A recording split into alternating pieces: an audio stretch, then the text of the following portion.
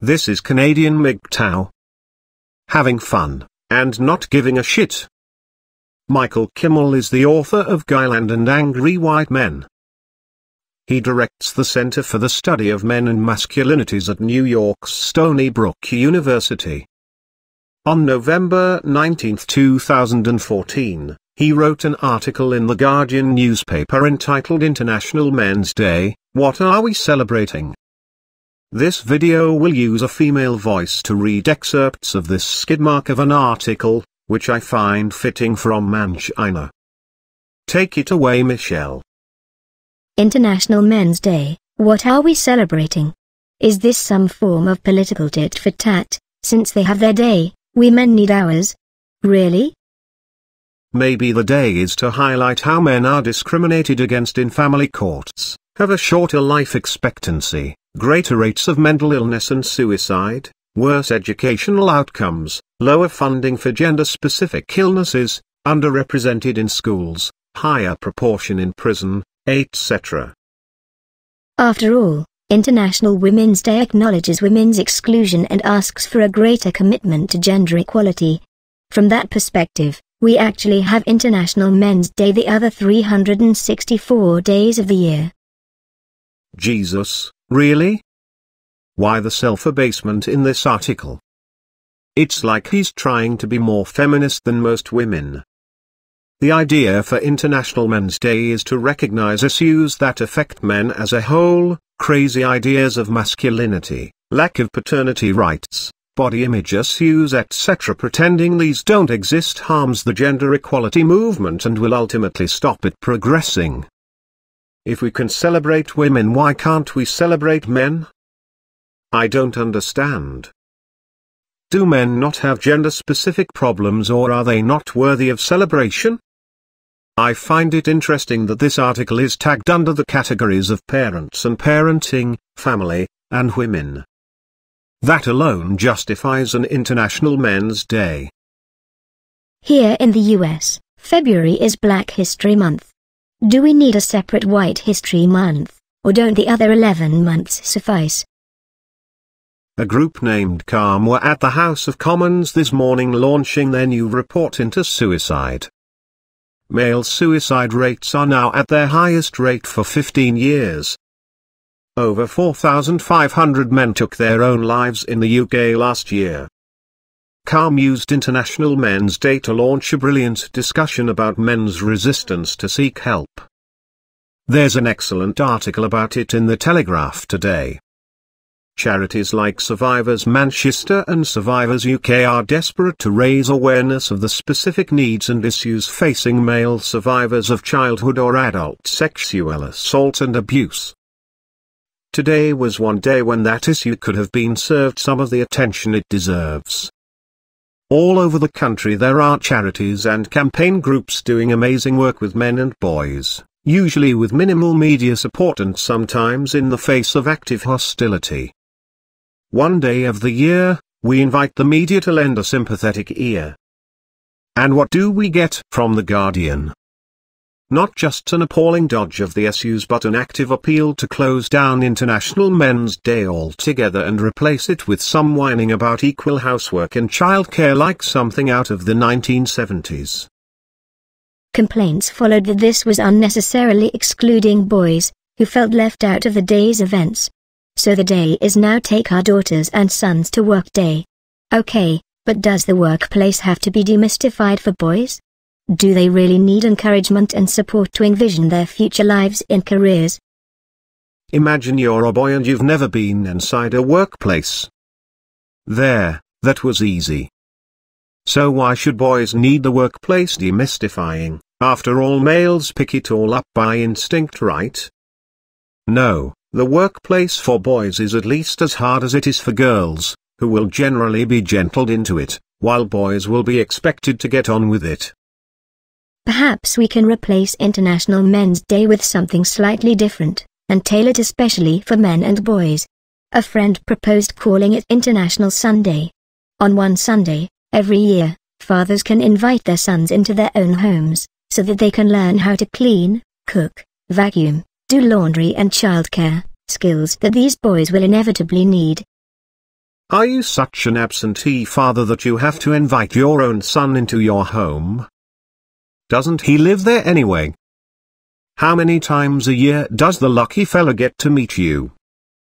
Do fathers not bring up their sons in the home? Do all sons get sent off to live in the wilderness until they're 16 or something? Perhaps the author has drunk too much feminist Kool-Aid, and believes all kids don't need a father. Other than learning domestic duties, here are some alternative things that men could do with their sons on International Men's Day. Take them to prison because they're more likely than girls to end up there due to social pressures. Sleep out on the streets for a few nights because they're more likely than girls to be homeless. Get them drunk or wasted because they're more likely than girls to suffer from alcohol or drug abuse. Go out for a fight together because they're more likely than girls to be asked to fight for their country at war. And also more likely than girls to be violently attacked or murdered. Finally, they could jump off a bridge together because they're more likely than girls to die younger or commit suicide. Yes, Michael, us men have got it so easy, haven't we? Well, middle-class feminist men obviously have it pretty easy, protected from the world in their intellectual ivory towers. Unfortunately, the real world is not such an easy place in which to bring up a son. Just as we demystify the workplace for girls, let's demystify the home for boys, so that they can grow up into the men that they say they want to be, autonomous and capable of living on their own, and also involved family men, in egalitarian marriages and relationships, active and energetically engaged fathers, who use their domestic skills. It's also frankly offensive to the many men and boys who already know how to undertake domestic chores. Yeah, if boys reach the age of 18 without knowing how to do laundry, vacuum, cook and clean, then their parents clearly failed, and I doubt the failure has anything to do with the boy's gender. Are feminists stuck in the 1950s? I know what you're thinking. Who is going to teach the fathers how to do those things? Point taken. I'm certain that there are shelves of books and thousands of websites for the DIY kind of guy to learn such skills. What a potential father-son bonding moment, both learning how to do the basic household tasks that grown-ups need to know how to do. The following was a reader comment below Kimmel's article. I would like to celebrate International Men's Day by reminding the world that single fathers actually exist. That, no, we are not heroes, we are not to be applauded or treated like miraculous aberrations.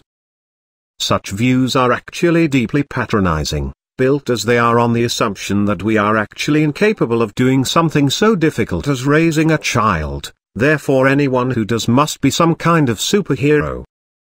We are not. We are ordinary people doing an ordinary thing, the same ordinary thing that many single moms do. We are just men who for one reason or another, in my case the death of my wife, are faced with raising our children alone.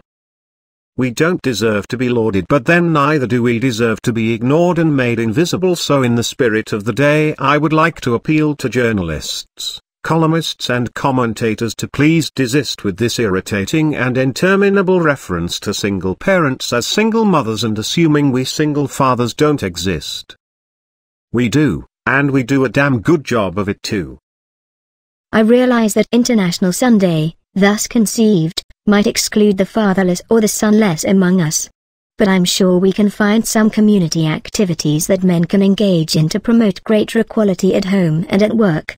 Perhaps organize a toy drive for children whose mothers are in shelters for battered women. I would suggest a Mother-Daughter Day for all the women I know who think it's a sign of feminist progress that they can barely boil water. It's not. You're just a burden on anyone who lives with you. When I was in my early 20s, I had 5 male friends who were in university. Each one of them knew how to cook, but none of their girlfriends knew. And, what the hell is all this pandering to women, and obsession with housework? Do we ask women on International Women's Day to do stuff for men? Do we suggest they spend the day teaching their daughters how to cook? Sounds ridiculous, doesn't it? Still, without the explicit focus of IMD to engage men to further support gender equality, at home and at work, the day feels too reactive, too amorphous, too ripe for innocent misinterpretation or deliberate manipulation. I think I'll sit it out. So as a man, you're far more likely to die of almost every cause from infancy to old age, to end up on the streets, in jail, falling behind in education, without access to your family, but Miss Kimmel will sit it out. On the off chance this distracts from women's issues or things aren't clearly defined. I'm trying to think of a social group, where such significant needs have been dismissed for such a tenuous reason by left-wing progressives other than men, but I can't think of one. Try a little empathy, asshole. Feminism has spawned high numbers of emasculated males like the author. Columnists like this bigoted garbage are the reason we need to recognize International Men's Day. So it is with great pleasure I give Michael Kimmel the Ass Clown of the Day award. This concludes this article. If you enjoyed this video, please comment, rate and subscribe. Thank you. This is Canadian MGTOW, signing off. Save yourself. Go MGTOW.